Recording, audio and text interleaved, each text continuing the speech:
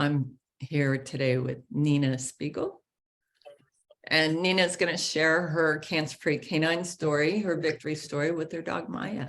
So thank you for being brave. Thank you for, this is your first like Facebook Live, isn't it, Nina? Yeah, it is. It is. And I'm a nervous wreck. Oh, I want to thank you so much for like biting the bullet and going against your nerves and stepping out to share your story. So hopefully you can bless other people that are either going through the same thing or encourage them in prevention. One thing about your story that's unique is you incorporated a lot of different modalities, it sounds like. So let's start from the beginning. You're based in Chicago or near Chicago. Right. Right now you have 2 dogs. You are a lifelong dog lover. You were already doing things pretty holistic. You were already in Peter Shankarelli's group, Allie's Canine Crew now. They changed the name to protect the innocent. And also Judy Morgan, and you follow Rodney and Karen. So you were already doing everything you knew how to do it right. And your dog Maya was diagnosed at 12 years old with a mammary cancer, right? Is that true? Right. A mammary carcinoma, mammary duct carcinoma. And you also were going through your own cancer journey at the same time. Yes, I was diagnosed in December 2018 and had just had my surgery in January 2019 and started chemo in February. So, and that was right around the time when I discovered Maya's lump. So, yeah. So I think you're like the second or third person that I've interviewed that your dog and you had cancer, a diagnosis at the same time or near the same time, which I think is really interesting. And it makes me wonder if there was something in the household, something in the lifestyle, something in the behavioral aspect that might have triggered this. What are your thoughts? Well, I've thought about it a lot, and well, I do have the genetics for it. I didn't know it at the time, of course, but I was also, or I am, a highly stressed individual. I think everything that I hear on the news is going to happen to me, and Maya's a very sensitive dog, and I have heard, and there are studies that show that dogs do pick up on your stress, basically. So I truly believe that that's why I got cancer, because my mom has the gene and she's fine, and so I believe it was stress related. Okay. And Maya, what breed is she? She's a Doberman Boxer mix. So that's the Boxer alone is a really, really sensitive breed. And the Doberman alone is a really sensitive breed. And she's how old now? She will be 16 in May 23rd. She'll be 16. Nina, that's incredible. Yeah, she amazes me because she doesn't act. I get stopped on the street. People are saying, "Oh, a puppy." She just bounces along, and she's great. She's amazing. She's my inspiration. That's so crazy encouraging. Really. I mean, both those breeds don't have life expectancies past like 10 years old. And of course, there's a hybrid vigor when you incorporate both breeds together, like mules and donkeys and things like that. There seems to be some extra in the immune system when you dilute the purebreds for some reason. But to be 16 and bouncing around like a puppy, I want to know okay, well, how far along was the cancer when you found it? And what did you do? Well, I found it. Well, I discovered the first lump while I was going through chemotherapy, and I noticed Maya licking her, licking there, and it was a lump and it was oozing pus or something. So it was definitely irritating her, but I was just not my normal self. I was trying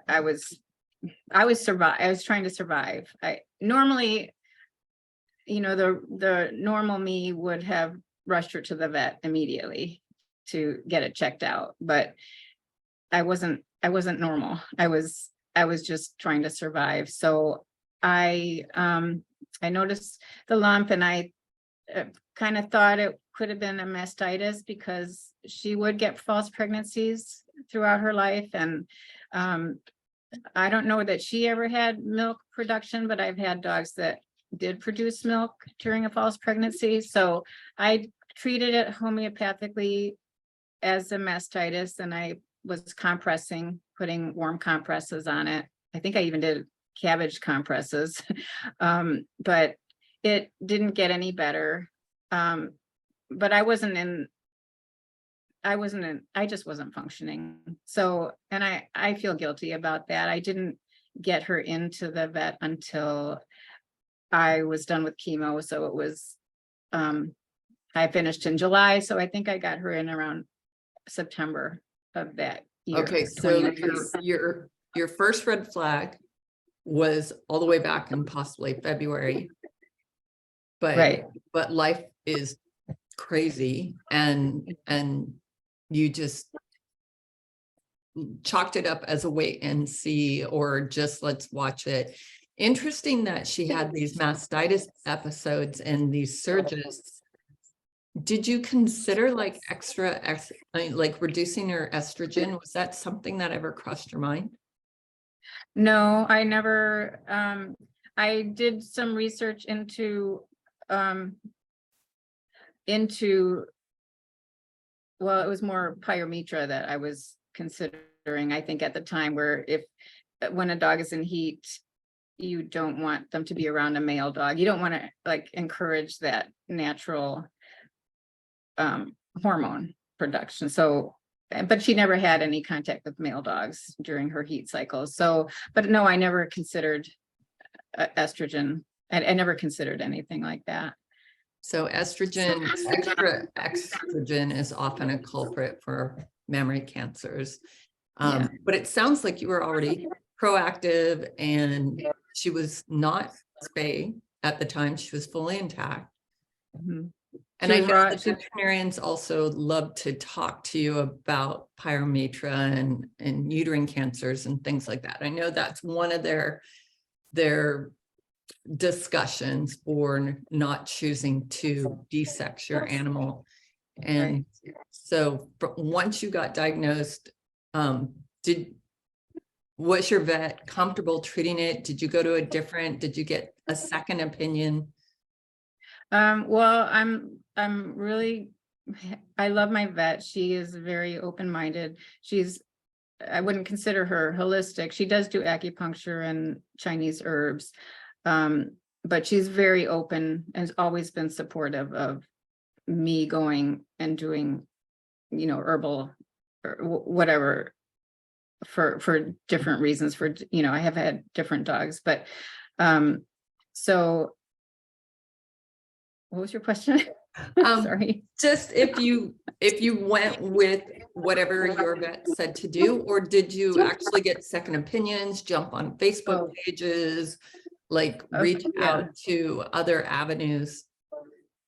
Right. Well, when I did take her in, it was pretty clear that I needed to do something. Well, I had two choices. I could either do nothing and just manage it until it was not manageable anymore, or I could do the surgery. So, and I didn't have a lot of time, because by the time I did get her in September of that year, it had spread. So now it was on both mammary chains and there were multiple lumps. So I was kind of under pressure time-wise. They didn't want it to spread anymore. So I did consult with two reproductive specialists, veterinary specialists, just to see if they had any, different options that besides the surgery, or just nothing, or and neither one did. Then I also consulted with my homeopathic vet, Dr. Cooney, and I actually set up an appointment. We were going to do the surgery with him in Kokomo, Indiana, which was a 6-hour drive, because I heard Dana Scott from Dogs Naturally had a dog with mammary cancer. And when she did the surgery, she had it flushed with the cavity, the surgical cavity, flushed with homeopathic, a homeopathic Remedy. bath, basically, right? That's so cool.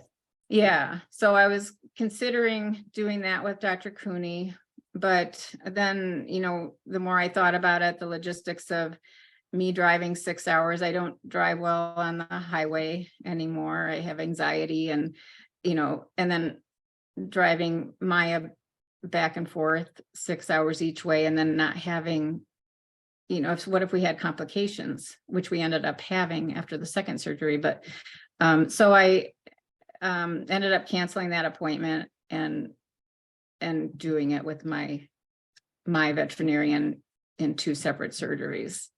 Now, what brought you to the conclusion for a 12-year-old dog to do surgery? Because I've had dogs with benign tumors that were older and they didn't look old and they didn't act old. And I did do the surgery, but it didn't go well.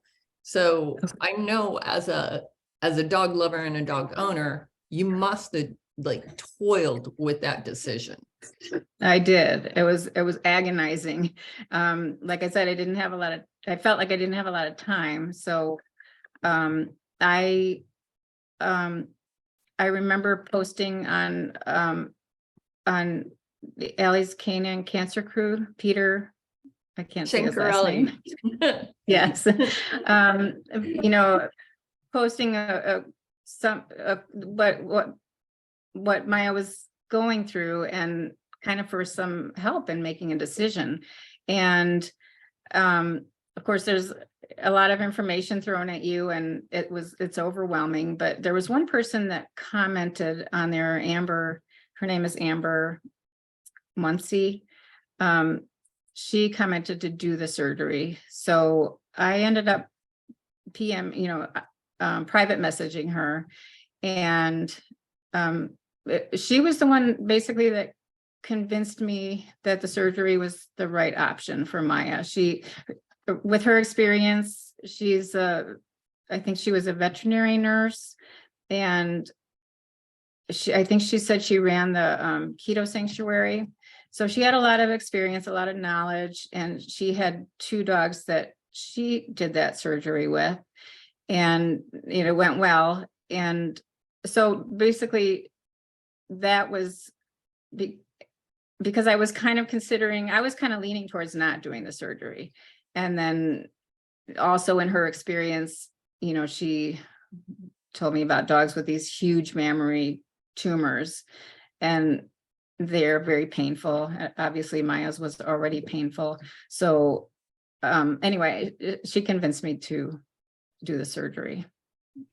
And it went really well, or it sounds like you had, the first surgery, you actually spay her. Right. The first surgery, I could have done the surgery in one big surgery, which I kind of decided not to, because that's a huge, huge surgery. And one of the reproductive vets that I consulted with said it was a very painful, long recovery. So I opted, and my vet agreed that doing one side at a time was a better option. So,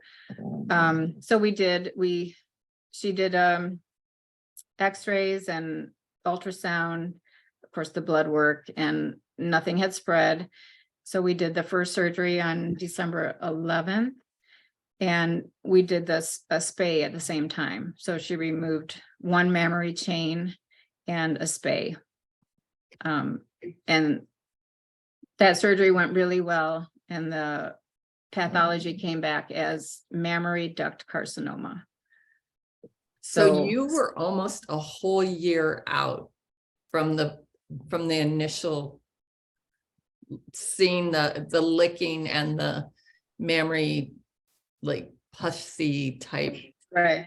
issue. Yeah, I was a year out, and my dogs had been not with me for a couple of months prior to that because of my surgery and recovery. And then I had to move in the whole process. So a friend of mine was keeping them for me. So, you know, and I don't recall seeing it before that, but I really don't have any, I'm pretty sure it wasn't there, that I didn't notice anything until about February of that year. So yeah, a year.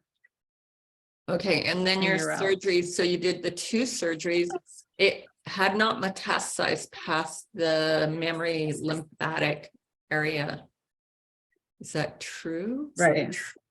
Right. I mean, there was with the ultrasound and x-rays were clear, so it hadn't spread to the lungs or any other organs that we could see. So we did the first surgery. That surgery was, I mean, the surgery went well. The recovery was amazingly fast. She, you know, had no problems. I mean, there's pain, of course, but she recovered very quickly. And the second surgery was actually on January 13th. So about a month later, which to me is pretty amazing because, you know, I had that surgery too. And I don't think I would have been ready for a second surgery a month later. So, so we did the second surgery, and that one, the surgery went well, but she developed an infection, and I blame it on myself because I would try to give her time off with the cone that they have to wear. So I was on I took vacation from work, so I was home all day. So I would give her time off from the cone while I was right there in the room with her. And, you know, with everything, I guess I was just exhausted because I was on my medication, and then, you know, all the stress from making the decision and the surgeries and the sleepless nights. I fell asleep while she had no cone on, and I woke up and she was licking her incision. So it developed into a nasty infection. And we had to, my vet had to see her pretty much every day for a couple of weeks, and she would clean it out and then laser it. But it did clear up, and I'm very grateful it happened on the second surgery, because not only the time constraint that we were under, but, you know, I don't know if I would have had second thoughts about doing the second surgery. Right. And by the way, Maya is right here, and she is really nagging me to fill up. My dog is sitting here itching and playing also. Well, you might have to show her on the screen. She might have to make a special guest appearance. I noticed that my internet's a little slow on the live feed, so you guys, I apologize for that. So I noticed with my own dogs, the doctors, the veterinarians don't often go into the recovery phase very well. My dog had a spinal cord tumor removed, and the recovery on that was brutal. And I don't think I was prepared for what I was getting myself into. And I basically had to turn my own house into a vet clinic and have vet techs come over and take care of it. So for those of you who are watching that who are struggling with surgery and non-surgery options, or if you ever have to make that decision, be aware to ask the right questions. And one of the questions you must ask is, what's the recovery like?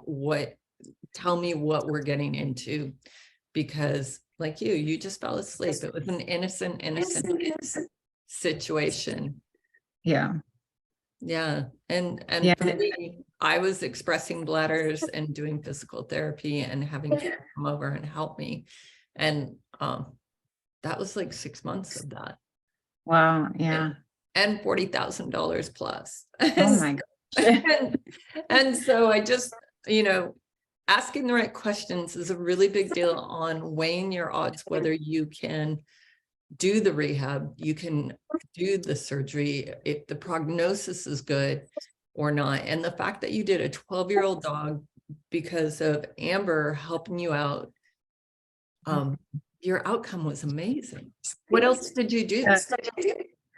I didn't, well, she was 12 and a half at the time of surgery. But she's a very healthy 12 and a half. She's been raw fed since she was 7 weeks old. I stopped doing vaccinations at 5 years of age, just do titers. Even her titer at age 12, which was the last one we did, was still good for rabies. So, and she's never been on heartworm or flea, any of that kind of prevention stuff. I've done all of that naturally. So she was very healthy.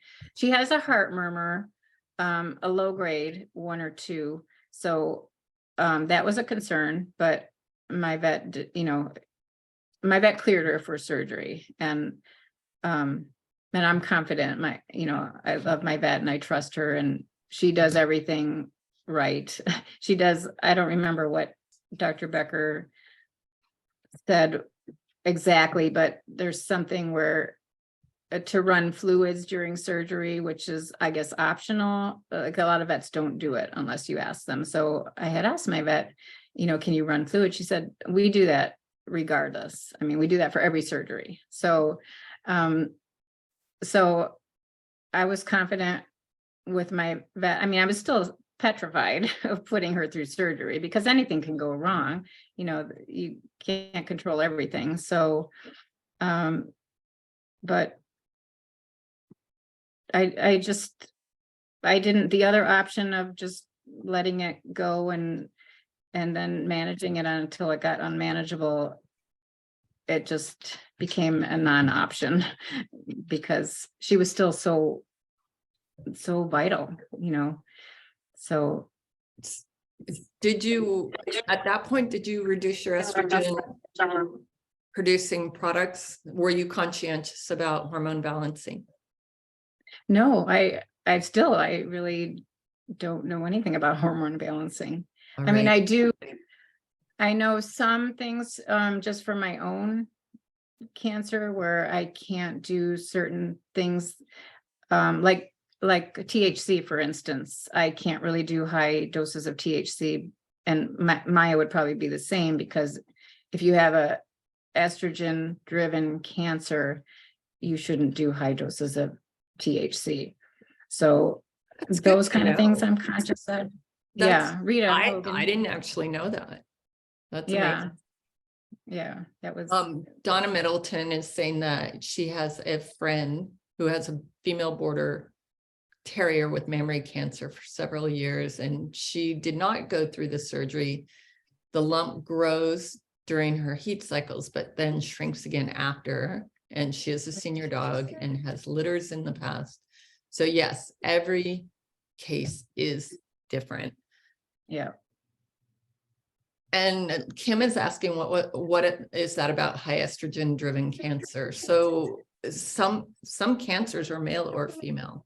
They can be testosterone based, like prostate cancer, and they've done studies on other cancers, and they tend to have almost like a sex to them, that they respond aggressively to estrogens, or estrogen can suppress it. Like in a testicular cancer or a prostate cancer, you might actually use estrogen therapy on it. Oh. But in female cancers, like mammary, and maybe uterine, I'm not sure, you guys, is plastic. Plastic is a big estrogen, synthetic estrogen stimulator, as well as flaxseed. Flaxseed has a lot of estrogen components to it. And there's lots of other things out there. But if you have a dog playing with plastic toys with a mammary cancer, you may want to remove all the plastic in your household, because my sister is an expert on this. She actually is a New York Times bestseller who co-wrote The Plastic Ocean with Captain Moore. And she had, her and her husband are orchid growers, and she loves to recycle things. And she got a government grant to take those plastic bags from the grocery store, pellet them, and use them for orchids as just like alternative to soil. And the orchids bloom 3 months early and highly, highly aggressive. And so she realized that there was actually something in this plastic that was stimulating this crazy amount of growth. And I've met, well, it's a fact that children back in the 60s and the 70s got their periods like closer to 12 and 14, and now children get their periods at 9. Oh my God. So yeah, it's terrifying, right? And you can find hormones in your toothpaste, hormones in your lotion, hormones in milk, hormones in cheese, hormones in eggs. And I actually had a client whose daughter was like 12 years old and very, very large in the breast and getting lots of uncomfortable attention from older men.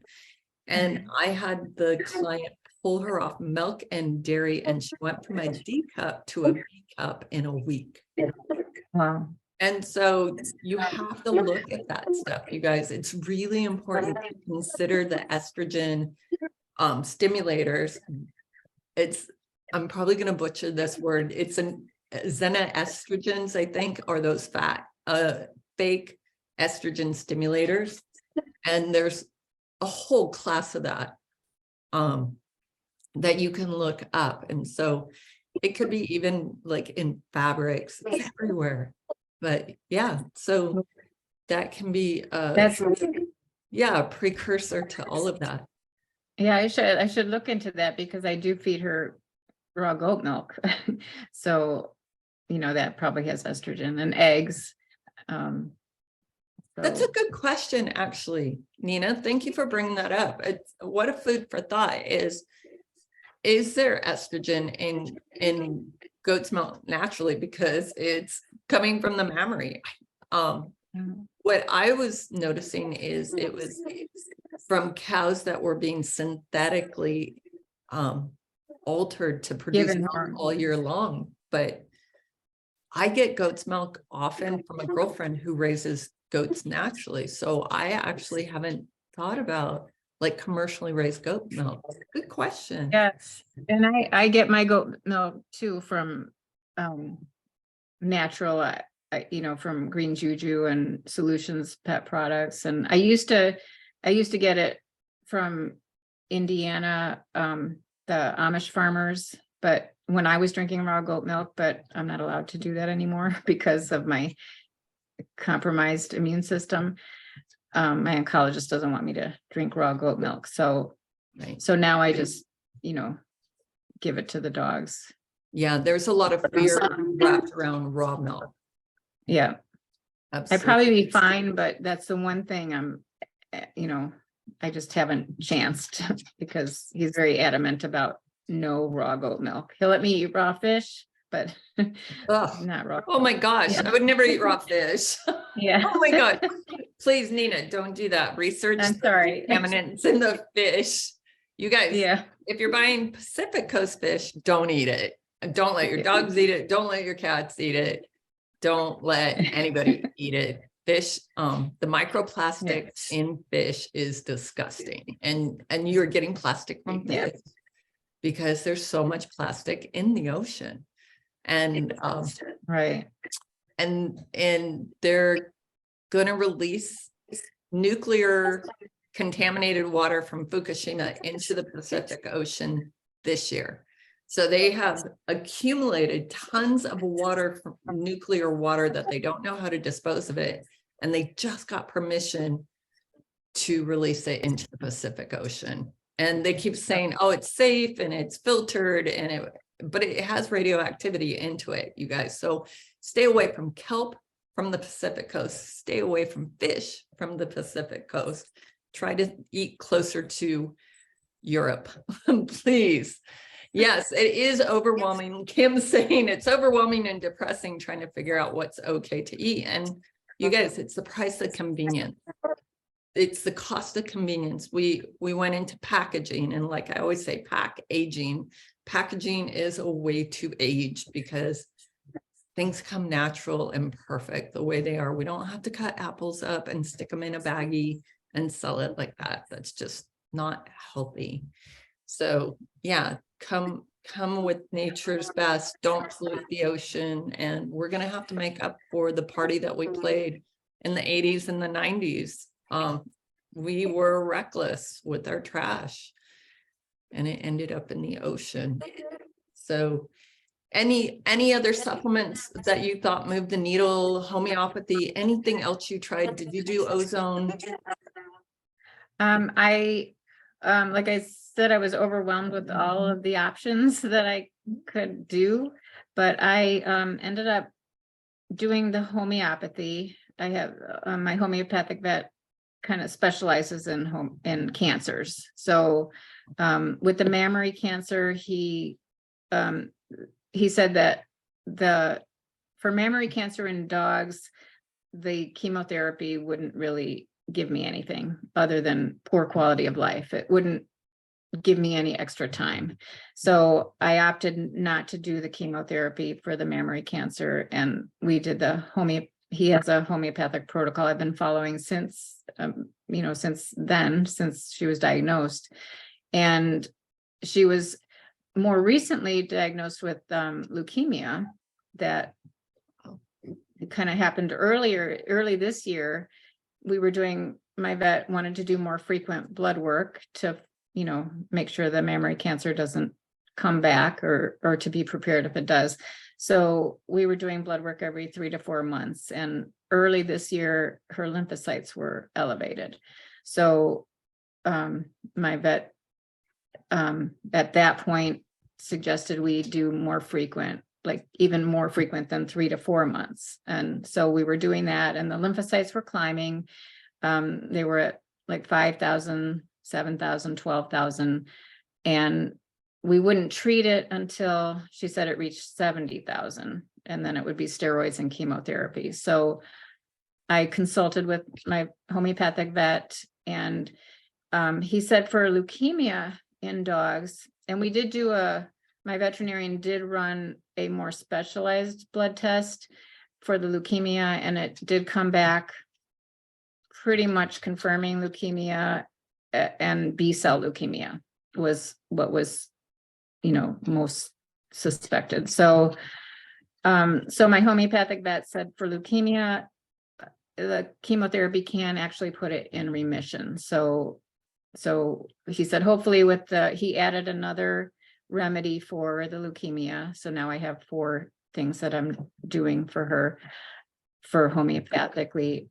And he said, hopefully we can stop it from progressing and not have to do the steroids and chemotherapy. But I had made up in my mind that we would do it if she's still the same, vital self, and that I would do the chemotherapy at that point. But so we added that extra, the additional homeopathic remedy. My veterinarian added some Chinese herbs to help with the leukemia. And I do the turkey tail. I've been doing the turkey tail mushrooms since the diagnosis for the mammary cancer, as well as CBD oil twice a day. So both turkey tail and CBD twice a day. And I do other mushrooms and I do other things for cancer, to keep it at bay.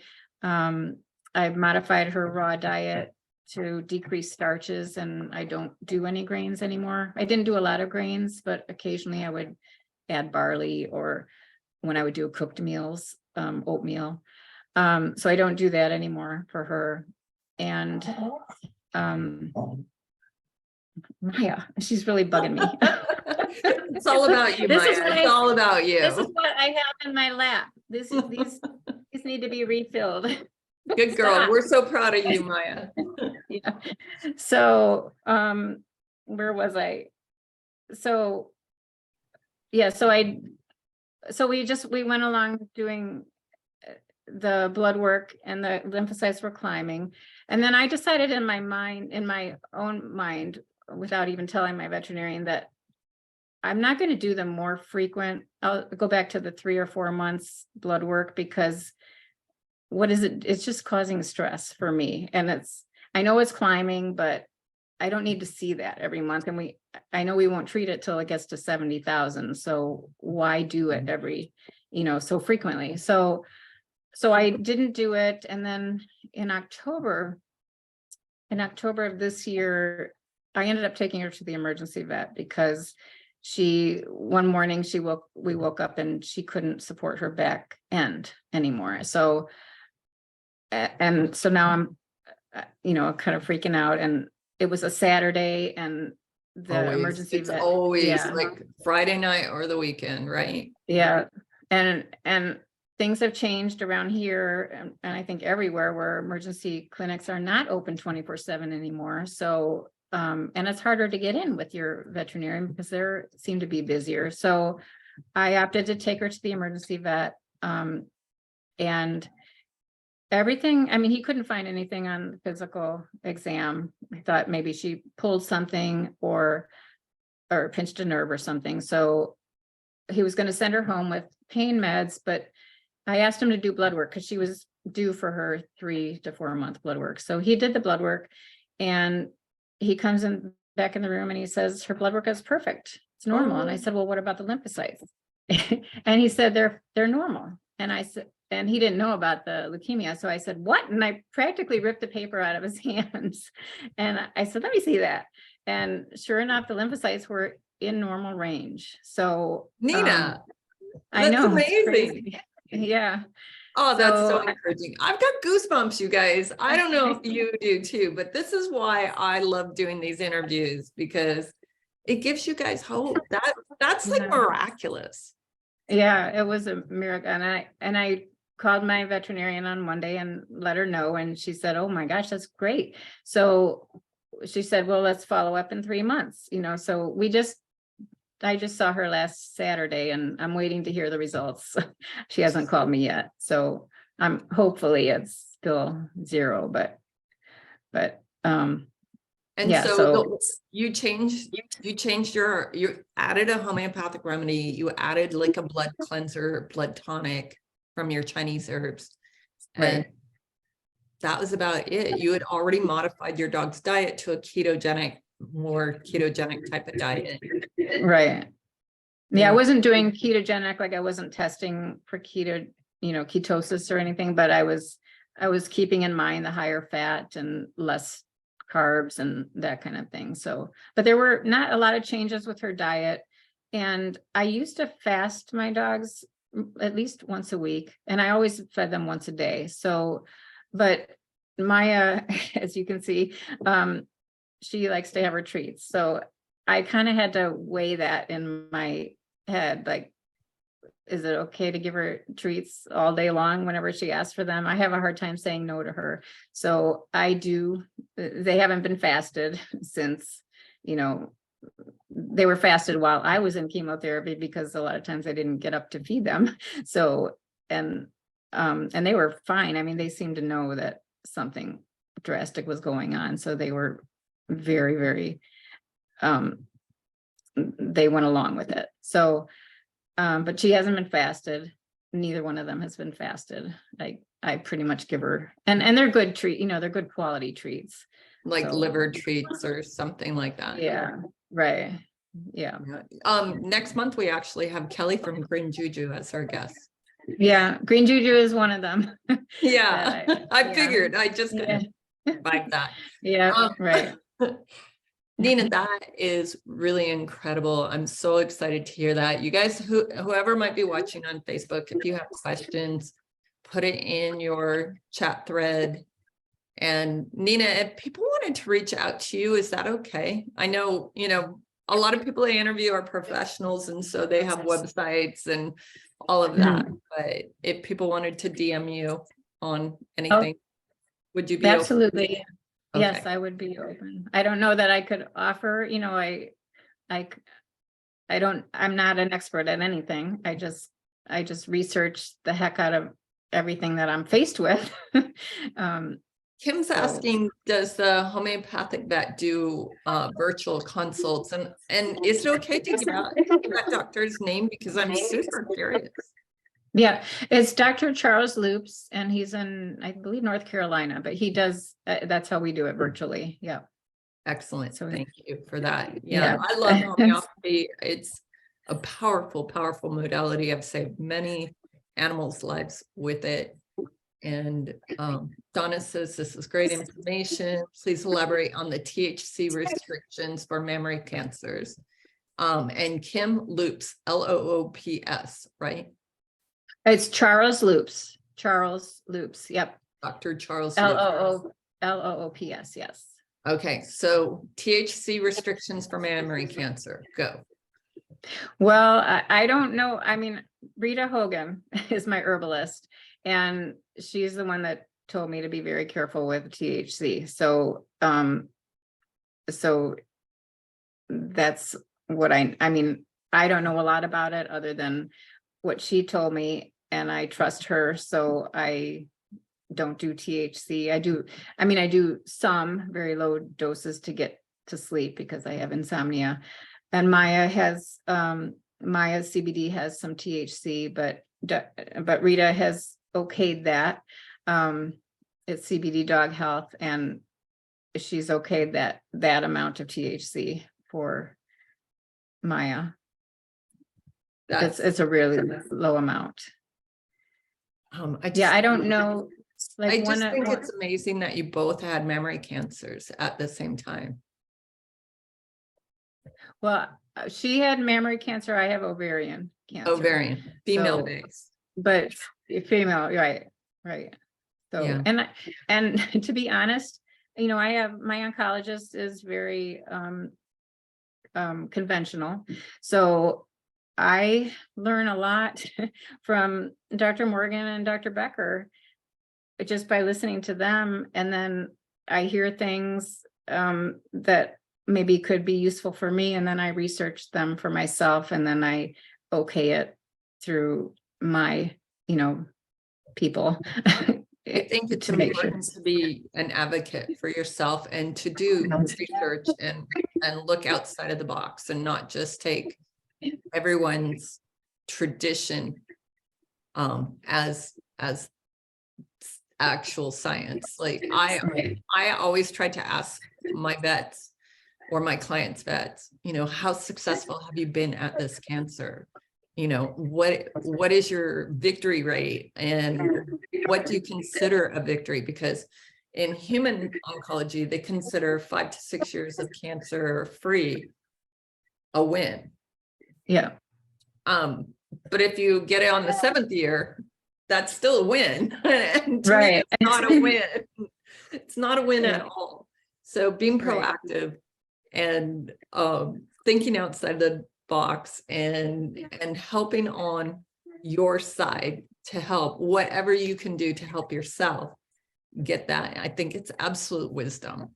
And Chris Beat Cancer is a resource that I always watch because I have his whole protocol. I mean, I bought his series too and followed that. I mean, there's a lot I can't do for that because of other issues I have. I get bowel blockages, so I can't follow his exact diet, but I do follow what I can. Yeah, I think he's an amazing resource. I started following him long before I started being interested in dog cancers, just because I had 4 family members get different types of cancers. Yeah. And I'm the youngest out of 6. That's bad odds. And so I was like, okay, I need to be super, super proactive. And so I started following Chris many years ago. He looks young. He looks like a baby still. Right. He's been out there for a while now. And so, yes. Very inspirational. Any parting thoughts? Anything that you think we've missed, anything that you want to touch on, anything you want to empower pet lovers with?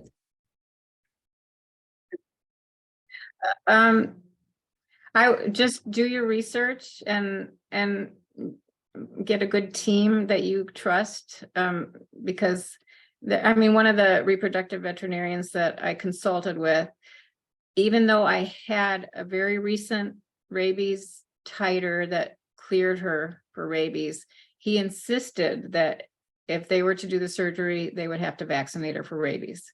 And that, I mean, it was, to me, that's malpractice, but here's a dog that is coming in for possible mammary cancer, and and she's clear titer wise, and you're gonna vaccinate her anyway. So just do your research. I would say for seniors, the more frequent blood work, at least every 6 months, because that's how we caught the leukemia early. And then just take one day at a time. Basically, that's what I did.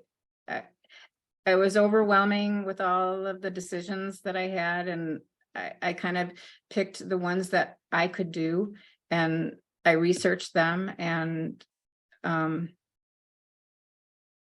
then also just treating, I never treated Maya like she was sick, because she's not sick. She's very vital. She makes me jog.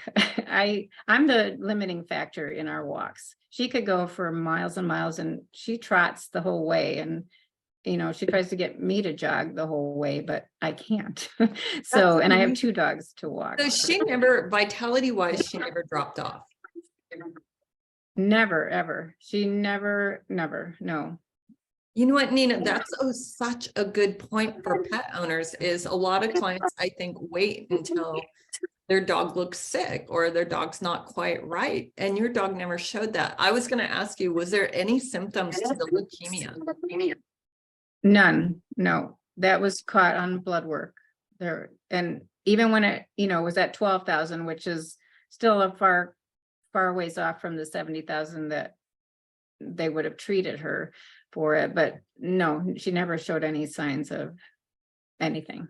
No, she's never not eaten. I mean, she's ready for anything at any time. She does sleep. I mean, like any, she's older, so she sleeps more soundly. She's losing her hearing, and but as far as she did, I think I told you, did I tell you about the jumping over logs and that walk that we took? No. Oh, so like a month ago, I went with a friend to a new place for a walk, and she had one of her border collies with her, and it was an old bike trail, and it was an old like dirt bike trail, and it was also very heavily infested by beavers. So there were logs down everywhere. So it was kind of almost scary to be in there because you didn't know if a tree was going to fall on you. But so we were walking along, and the 2 dogs were up ahead, and I would just, and Maya was like jumping over logs and keeping up with the border collie, and I would just call her when she got too far ahead, because she's hard of hearing and she was loose, and it's a new place, and there's wildlife. So I would just call her name when she got too far ahead, and instead of just waiting, she would just come. She thought I was calling her, so she would come running back at full speed, jumping over logs. And there was one area where it was 4 logs, like consecutively, one after the other, jumped over all 4 logs.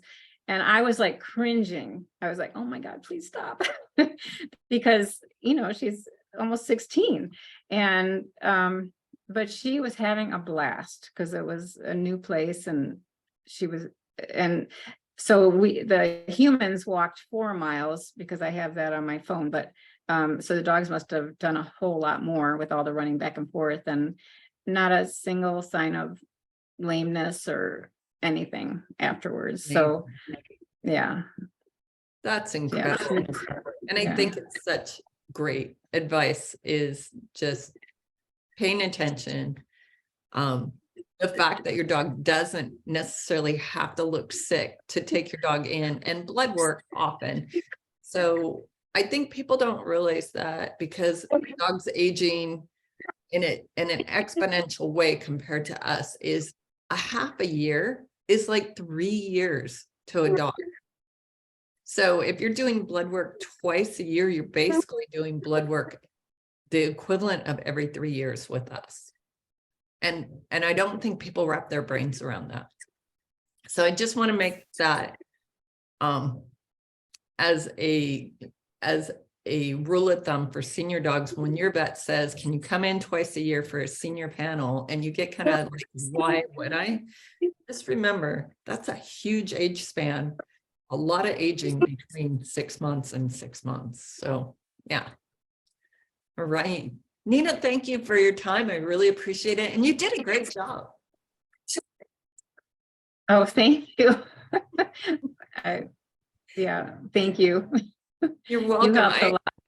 I hope this really helps somebody out there, and we will also put this on my YouTube channel. I'll file this recording in the Cancer-Free Canine page. I'll just put it in the guide section for replay if you guys want to replay. And Nina, I'll give you a copy too if you want.